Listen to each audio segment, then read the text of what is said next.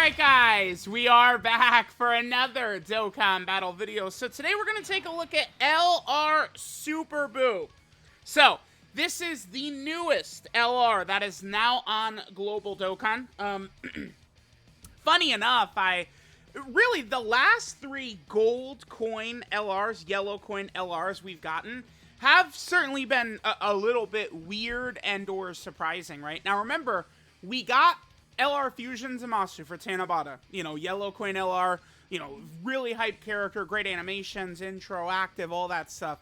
And then Dokkan introduced Carnivals, which seems like Carnivals are going to be a heavy thing throughout kind of like the second half of the year type thing, right? It looks like we're probably going to get a Carnival for Tanabata. And we know we're going to get 2 Carnival LRs for Worldwide, and then they're going to make the New Year's, or excuse me, not New Year's, Christmas LR Carnival. So we got a lot of Carnivals. So it was a long time in between yellow coin LRs. We went July of 2022 until April of 2023 without a yellow coin LR, and they give us this BUU. Now on Global, the second half of the Kale celebration kind of just fits in here nicely, but remember, BUU on JP came out with Kale, and it just didn't really make a ton of sense. I do wonder, I don't think that they operate on JP with any care at all about Global. Like, so what I'm saying is, like, when they're building the schedule, like, okay, we're gonna put this unit right here, this unit right here, I don't think that they're actually, like, thinking of how they can release something for JP that also works for Global, unless it's the same time celebration. But it's funny, this does work out perfectly for Global, where, you know, the Kale and the Super BUU portion of the celebration are essentially completely different in every way. So for Global, it works out well. Super BUU can go right here, and then Kale can go at the start of August before Worldwide. So it does work out well, but it just, this guy has no synergy with a lot of top characters that have come out and stuff like that, right? Like, BUU, here's the thing. LR Super BUU, is he bad? No. Is he mid? No. But here's the problem for BUU, is if we look at the Majin link right here, this is dead. BUU is the first character on here to come out since Red Zone. Super BUU is the first character, the first Majin BUU character released after Red Zone. So, you guys know what that means, right? Like, we get it.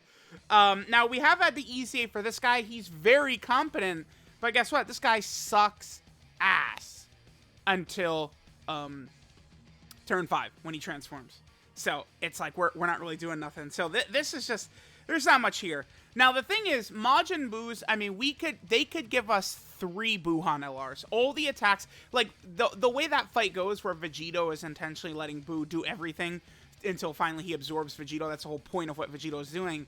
There's just so many attacks that Buuhan does. We could get so many LRs of him. Kid BUU could finally get his LR. I think Fat BUU could get a Dokkan Fest or an LR, right? Like, there's a lot of stuff we could still get from Majin BUU characters.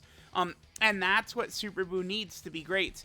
Super BUU, I think if Super BUU was like the second best unit on the team right now, he could be very effective, right? Like if we had a Carnival LR Buuhan or a Carnival LR Kid BUU or something like that to lead the team and be dominant, I think Super BUU could be very good. But, you know, we're kind of talking in theoreticals here, because it's like right now those don't exist, right? And BUU does unfortunately have a nasty built-in weakness, which sucks balls, right? Which is that he has a 70% chance to guard, 70, at the start of every turn. He also has a second weakness, which is that the way his kit is designed, you want to run him in slot 1, but when you have my luck in this game, this is what happens, right? So we're not going to really get to see. What do we do here? I mean, we probably would want to put BUU. It's just so crazy. Like, you get me behind the sticks, and, like, you know, BUU is another one of these shitty characters who needs to get hit. There's something I despise more these days than characters that have to get hit. It's just annoying because it's completely out of your control. The 70% chance to guard that BUU has is completely out of our control as well, right? And he's a character that has to get hit a million times. He has to get hit 7 times. He gets 1 key up to 7 and 20% defense up to 140% as he takes damage and builds up. Unfortunately, he has an intro like buff here. He gets 5 key and 120% attack and defense for the first 4 turns, which is really not great. There are just issues all over. Now, speaking positively about him, one thing that this BUU really has is he is probably now the second best Super Battle Royale character in the game, I would say. I think BUU is incredible against like Super Battle Royale type situations or, you know, a lot of enemies. I don't think BUU is going to be super great potentially in like World Tournament. What's funny is there's going to be a World Tournament in a couple of days. Damn, Kid BUU only gave us 2 attacks, huh? All right. This will do damage. No big bad bosses. I chose to put Kid BUU in slot 1. Oof. All right, we got cooked. All right, not really a great start. I mean, oh my god. All right, we did get the additional super right there. That's our hidden potential system additional, which is a W. BUU does both his super attack effects. He gets 30% attack and defense. He has an AoE on his 18 key. He's got a medium chance to stun on his 18 key. This is, I mean, easy double digits right here. It's not even a problem. All right, and BUU will build up. Now, I did give BUU a full dodge build. I know people always go crazy about that, but it's just like, I really, like, getting hit is already so oh, lovely, yeah. Metal Cooler. He's great. God damn it. Okay. All right. Alrighty. Not the greatest start to this one. It's okay. So the team, you guys can see that we're running BUU on. We're running him on Gamma 1's Artificial Lifeform team. In the times that I use Super BUU for his World Tour and stuff like that, that's exactly what I've done, is run him on the Gammas team. The Gammas are still ridiculously powerful. They have not fallen off or anything like that in any way. They're still super good. But the problem is that the characters to surround BUU, who would be really good to help BUU look really good, don't exist so much.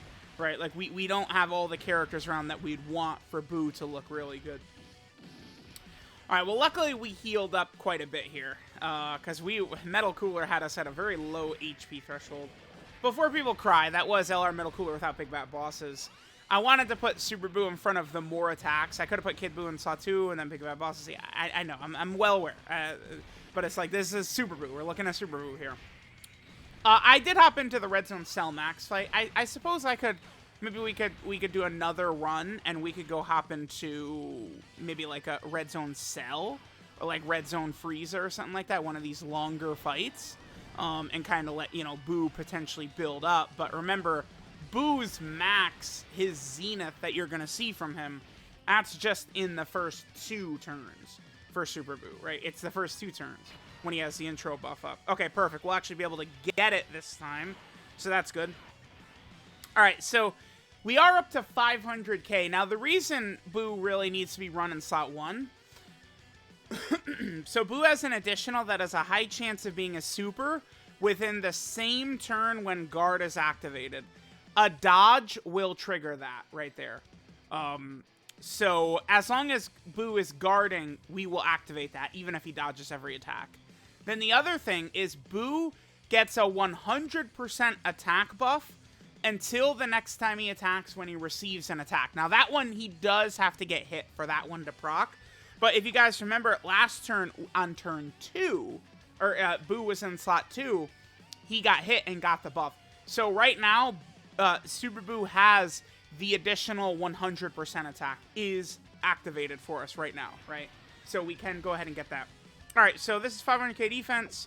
BUU's link set here is Brutal Beatdown, Metamorphosis, very good.